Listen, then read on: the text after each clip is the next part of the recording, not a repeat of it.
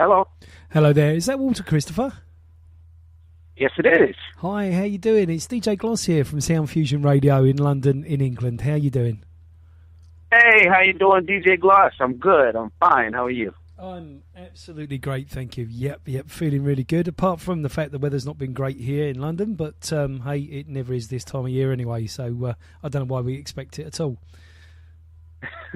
All right.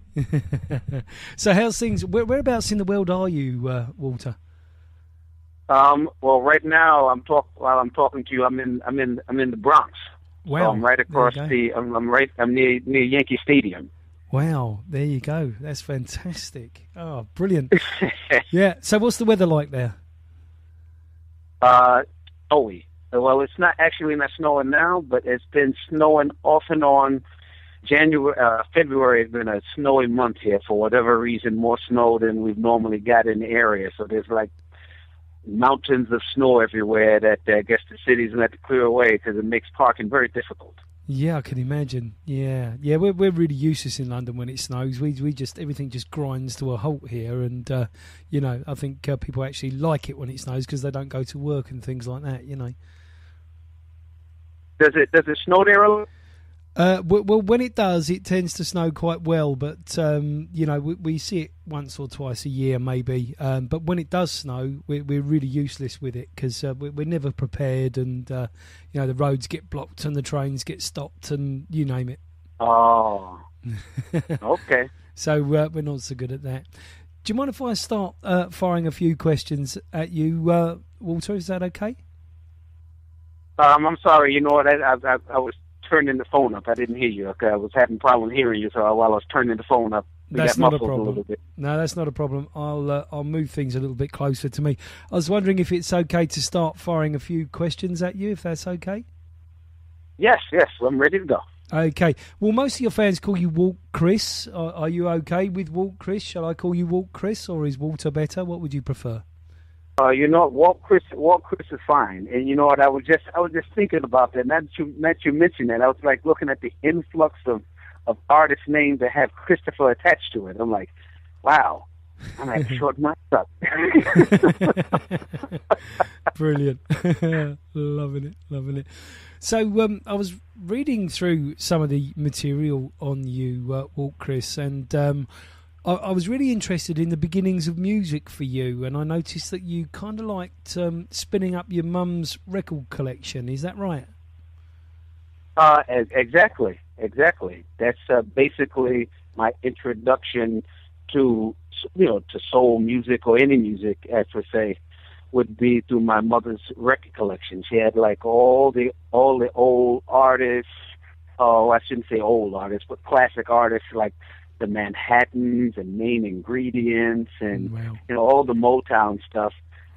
Teddy Pendergrass. She had all these records, and I would not only listen to when she played her music, but when she wasn't around and wasn't aware, sometimes sneak and play it myself.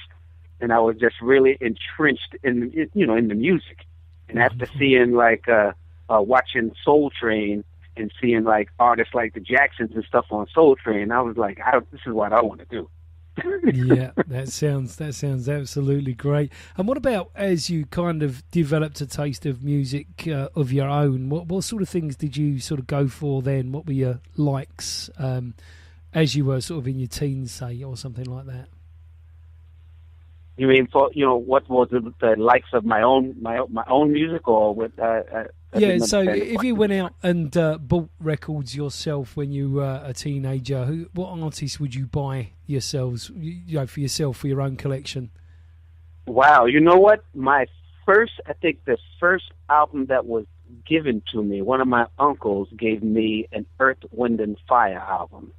Amazing. And I listened to that, and I was so into like what they were doing, the way the instruments were, and the singing, and Philip Bailey's falsetto. So that was kind of my introduction into what I liked.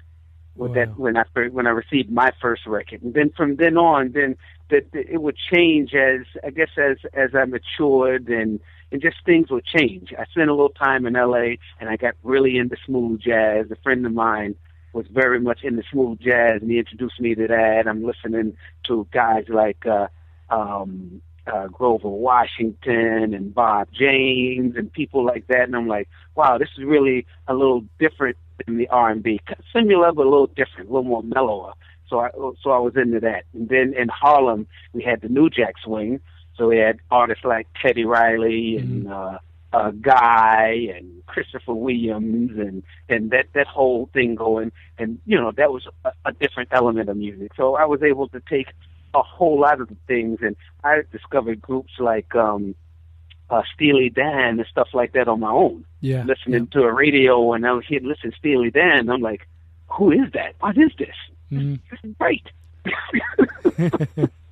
Absolutely brilliant. And you know, so it is a wonderful sort of journey of discovery, but that discovery that you described there, I can hear in your music, because, you know, the jazz does come out, the soul does come out, the R&B does come out, and you know, there are examples in the latest album there where all of that has come out, not just individually in some tracks, but also as a collection on others. So, you know, obviously with those influences had their effect. Yeah, you know what? You're right. You can definitely hear the influences of everything that I've been exposed to. That's music that I enjoy and that I listen to. And so, yeah, I think, it would be a natural progression for my writing style to incorporate, you know, all that I've been exposed to. Yeah, wow. So can you remember what your first ever public performance was at all? I think my first ever public performance was, it was for a band, and this is funny, because I was singing in a gospel choir, and one of the musicians had a gig the following Saturday, but it was doing top 40 stuff. So it was actually a top 40 band. Yeah. And their singer was on the road with someone else. And so he just asked me, he says, do you do top 40 things? Now, I had never sung out before, never did really, did top 40 music in public. But I wanted to do the gig, and I'm like, this opportunity might not come again. He might not ask me again. So I just said yes. And I would just, tried to recall everything that I had heard on the radio, any top 40 songs of that time, so that when I did the gig, and they're like, oh, do you know this? Do you know any Michael Jackson? Do you know this? I was like, yes. And from that one gig, these guys hired me, and I started to be their singer for this top 40 band. And I really, it really was my first time, and I really didn't know the songs, but I was able to fake it. I had a little hee-hee-hees every now and then. It's like, yeah, this guy, he's okay. Wonderful. That's brilliant. And it is said about you that, you're just as comfortable on the gospel stage as you are singing R&B or even in a jazz environment, that you just sort of slip in between those environments very seamlessly. Would you say that was a good description of you? Yes, I would say that, because once again, I think I've been exposed to a lot of music and had opportunities to work with various artists. My beginnings were in gospel. I haven't sung gospel music out in public in a long time, but I have done that. I have worked with jazz artists. I had the pleasure of working with a New Orleans saxophonist by the name of Donald Harrison, very affluent in New Orleans, and in the jazz scene period. So I had the opportunity to work with him briefly, and then all the the R&B groups that I either opened up for or sung behind. So that that experience has led me to be able to be versatile. So I'm still comfortable, whatever might be come my way. It's not like now it's like, well, I've never done that before. It's like, okay, I'm kind of familiar with this type of gig. Yeah, I'll do it.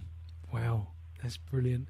And I'm just looking at some of the names that you've opened for. I mean, the list is massive. I mean, just so many huge names. Can you tell us about some of the sort of people that you really remember opening for and that kind of thing? Can you tell us a little bit about that? You know what? wow.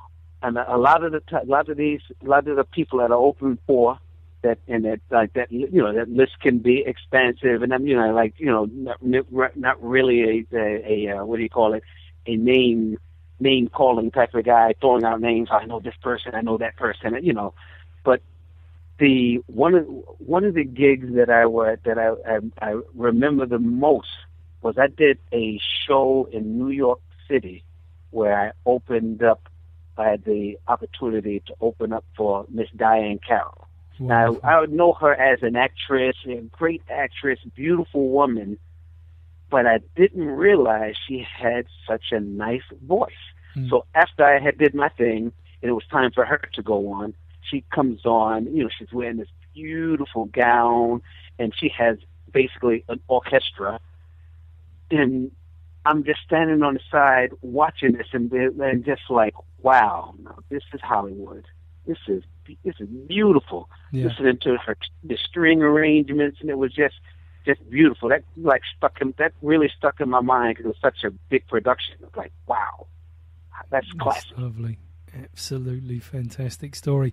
And I've just, for the benefit of our listeners, there is literally half a page of extremely famous people, and I'll name a couple like Kem, like Leela James, Vivian Green, Alita Adams, En Vogue, Fat Joe, and that's just a few. There's literally half a page here of people that Walt Chris has worked with. So he was being very modest there, but I mean, an amazing list.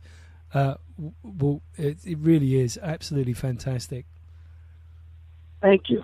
You know what? I've been blessed to come across some talented individuals and been just given opportunities, as a up and coming artist to just showcase my talent. And the key thing is just be prepared, because you don't know how often you're going to be blessed like that. So you just got to be prepared. I'm always just making sure I want to be in good voice and able to relate to an audience, and just stay on point, so that when these opportunities come, I'm not a disappointment. That it's like, okay, well, that opening act was pretty good too. Wow, well, that's really good, excellent. Well, I've got one more question which I was going to ask you, which is kind of about you, and then what I wanted to do was focus on the latest album release, which is an early Feb release here in the UK, and I just wanted to talk to you about that as well. So the question I was going to ask you is, if there was one person that you could pick who was a real inspiration to you, doesn't necessarily have to be anybody famous, but who would that be? Wow, that's a good question. I had so many people that inspired me, and I'm gonna have to say, I mean, there's a couple of people I could name, but I'm gonna have to go with. Well, you can make it two if you want. Yeah. Okay. Well, you know what? Then first, I'm gonna go with my mom for exposing me to that type of music. Her love of music, and I've heard her sing before with records. She had a pretty nice little voice on her. She's never pursued it professionally, but she has a nice little voice on her, so I know kind of where I got it from. It's like, okay, well, my mother can sing. She just don't sing out. But yeah. Just for her, filling the home with such richness in music that I was able to just grab onto. And then secondly, there was a pastor in the church, in one of the churches that I went to, and it was Pastor Capers. He kind of like helped me come out of my shell. Because when I was first singing in the choir, I just wanted to blend in, learn how. It's a good place to learn harmonies. Just learn my tenor part and blend in. But he heard something. He was like, "Why don't you, sing lead this song?" And I was reluctant, but he talked me into it. And once I did that and saw how the congregation responded to my voice, like, okay, all right, maybe I need to come to the forefront a bit more. Wonderful. That's just lovely, and both those people, are obviously extremely special in your life, as well as being that inspiration for you musically. So, that's really lovely. Thank you for sharing that with us. That's really nice. Thank you. So if we move on to the latest released, which is Melisonant. Just checking I pronounced that properly. And the definition of Melisonant is pleasing to the ear. So so and it is extremely pleasing to the ear. Could you tell us a little bit about the inspirations with the album, where you were headed with it, and what your feelings were as you put it together? Well, this time around, I think I just was in the mindset, and I don't think I ever have like a I would say a specific plan. Like I'm going in and this music is going to be just all about this or all about that. I think a lot of it comes naturally. A lot of these melodies, believe it or not, I dream of. So I'm like thinking, well, I'm just like blessed with these melodies because I'll wake up in the morning or the middle of the night and have a melody in my mind or hear chords or something, and I'll grab my digital recorder and start humming in it, singing in it, so I won't forget it, the prior morning. And I listen to it, and I'm like, all right, we can move on that. So I'll, call up Hubert Ease the Fourth, which he co-produces mostly everything with me. Like, we need to get in the studio because, I heard this, and if we do this and we do that, and he'll add his things. So I think this approach, I think it was just given to me. I was like this, just blessed with it. It wasn't any particular, plan. The music came together like that. This particular time just came together to be very smooth, and we added, more live instruments to it. And the title itself was a term that I believe a UK journalist used to describe my voice from a prior project. Yeah. I looked up the name of because when I first read the review, I'm like, what in the world is Melisonant? Never heard of that. I pulled out a dictionary, saw the meaning. I'm like, you know what? This collection of songs that we're working on, these songs I'm listening to. And Definitely. That's how the title ended up sticking with this collection. And it's a very unique album title. It's and that's very true ringing of the content there. I mean, and your coverage of the genres that we talked about earlier. I mean, for instance, you've got Sexy Cool there, which is swinging along, lovely bit of sort of jazz feel to it. And then you've got some really lovely soulful stuff there with some beautiful instruments, bass players that can seriously play the bass. You've got the R&B feel there. I mean, it's all there in the album, isn't it? And that flexibility just comes right forward, Walt Chris. It really does. It sings out from the album, I have to say it. Thank you. You know what? I was able to call upon, like I said, all my past experiences, and through working with these gifted producers and musicians, and I'd be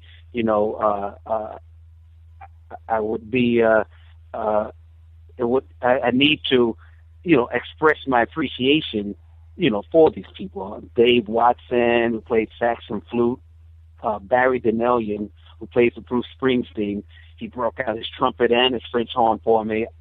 Miss Otto Kaka, who is a gifted Juilliard graduate who plays keyboards, and my co-producer Hubert Ease the Fourth, who plays everything. He played keyboard, bass, guitar, drums. I was just fortunate to have these just amazing musicians around me to make this thing work, make this thing sparkle.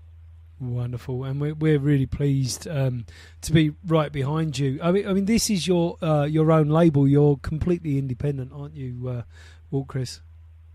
Completely independent, and as a independent artist, we definitely rely on on the listeners, the people that like soul music, smooth jazz, smooth soul, whatever you want to call it.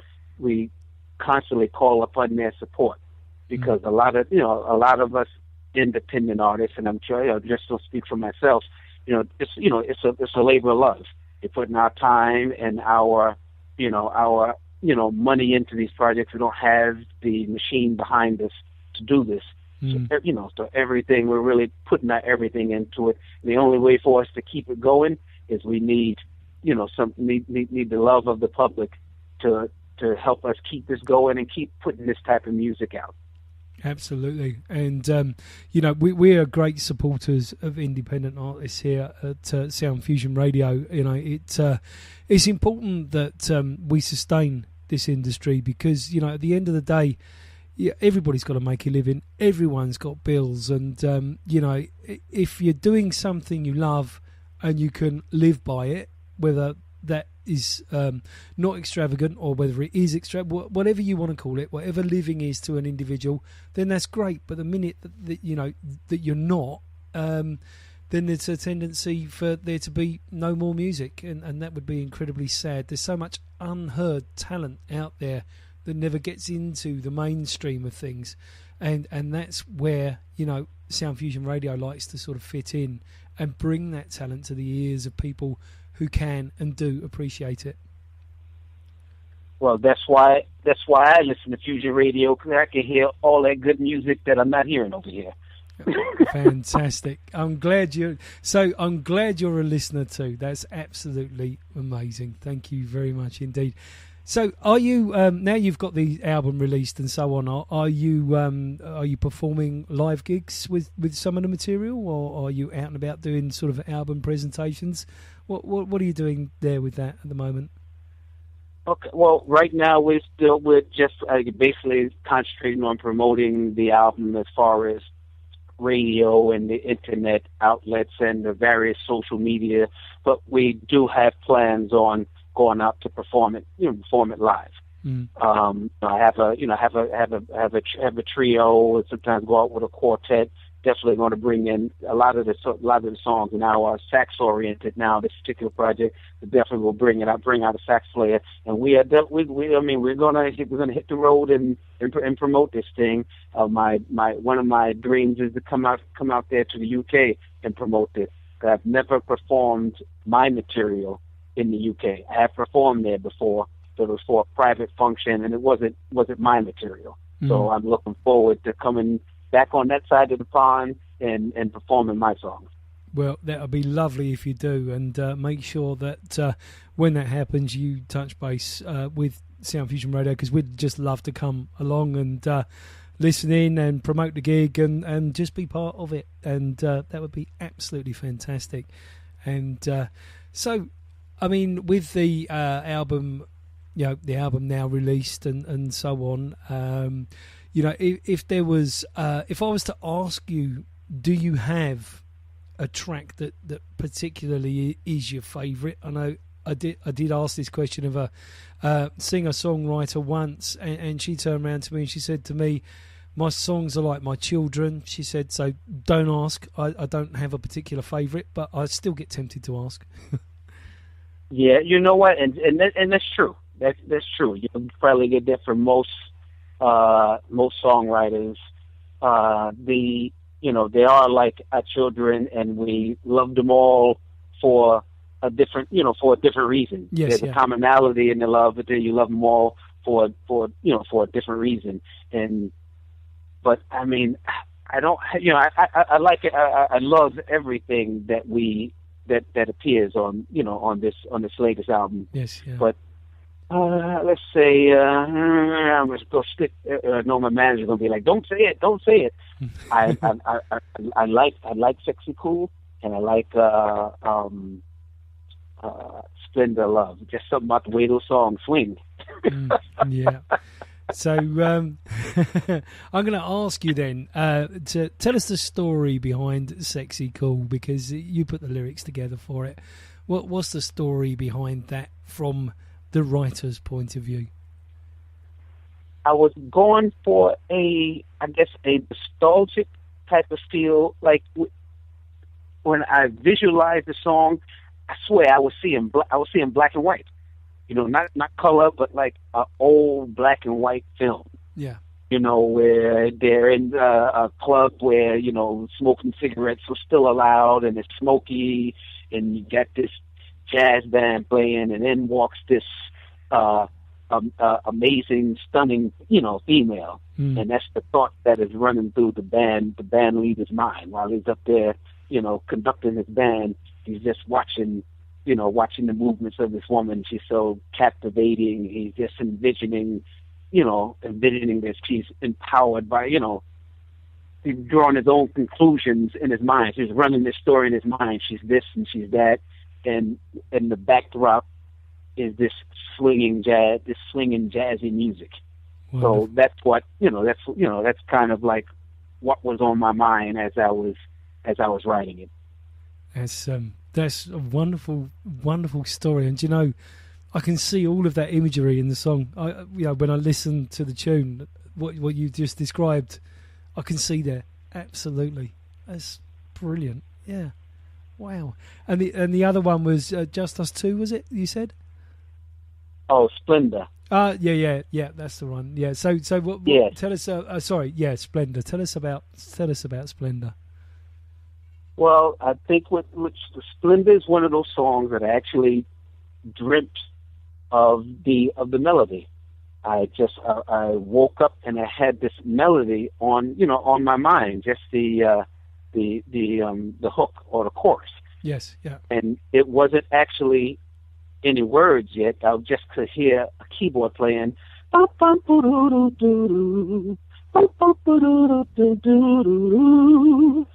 like, that is a nice melody. Thank you, God, or whatever, for putting that in my mind. Wonderful. And from there, the words just started to flow. The subject, it's off most of the time. I'm writing about love. That seems to be my forte, and what comes out of my heart is about love and sharing love and loving experiences. So, as the words started flowing, it was basically just talking about the splendor of being in love. But not just love itself, but just the niceness of being in love. It feels good to be in love. Oh, wonderful. One more question then, because I'm sort of aware that we've used up an awful lot of your time, and I thoroughly enjoyed it. And thank you so much for so much of your time. Oh no, thank you for having me. Always. We can talk again as soon as you want. Sounds amazing, and thank you very much for that. And I'd love to if you got another release or you're doing something you'd like us to tell the world about, then just get in touch with us, and we can talk again. It's really not a problem. Absolutely love that, Walt Chris, really will. Thank you. No worries at all. I was just thinking more of pointing our listeners, which are worldwide as well as just in the UK, at your social media, your websites, and also places where they can buy your music. Because, obviously we want your stuff to do well because we love what you do, and we know that you'll continue to do what you do if you can make a living at it. So if you could tell the listeners a little bit about how to get in touch with you, how to know more about you, and where to buy your music, that'd be fantastic. Oh, sure. The music, you can purchase the music, and I appreciate the support of all the listeners. I'm thanking everyone in advance. On iTunes, Amazon.com, CDBaby.com, or you can go directly to my site, WalterChristopher.com. In fact, if you want a hard copy, you can go to WalterChristopher.com. If you order a hard copy, I will autograph it, personalize it, and ship it to you. We can stay in contact on Facebook. I'm on Facebook, just look for Walter Christopher. I'm on Facebook, and I'm also on Twitter. So I accept Facebook friends who want to stay in contact via Facebook, because I post things on Facebook. By all means, friend me. I'll accept you as a friend, and we can stay in touch that way. That's fantastic. And if there's anything else that you'd like to tell our listeners that you haven't had a chance to yet, then please feel free to do so right now. All right. First and foremost, I want to thank you, DJ Gloss. You're welcome. And thank you for having me. Thank you for taking the time to talk to me. Thank you for being even interested in me. Thank you so much. And I want to thank all the UK listeners because I've received a lot of love, from the UK, a lot of response from, my postings and my Facebook and stuff like that. So I, definitely think that we're going to have a great relationship with the people in the UK. So I just want to thank everyone ahead of time and everyone in the past who followed me or purchased a song or single or a CD. Thank you very much, and I would like to very much continue our musical relationship. That sounds absolutely fantastic. From our point of view at Sound Fusion Radio, well, Chris, you're more than welcome. We love what you do. Please continue to do what you do. It's absolutely amazing, and we love to bring all of that to our listeners across the world. So thank you so much for your time today. You've got slightly more of your day left where you are than we have here, but all of that day, let's make it an absolutely beautiful day, and we'll speak to you as soon as you want to speak to us. All right. Thank you. Thank you, my brother, and I will talk to you soon. Yep. You take care. Peace to you now. Okay, take care. Have a great day. All right. Cheers now. Bye-bye. Thanks. Bye.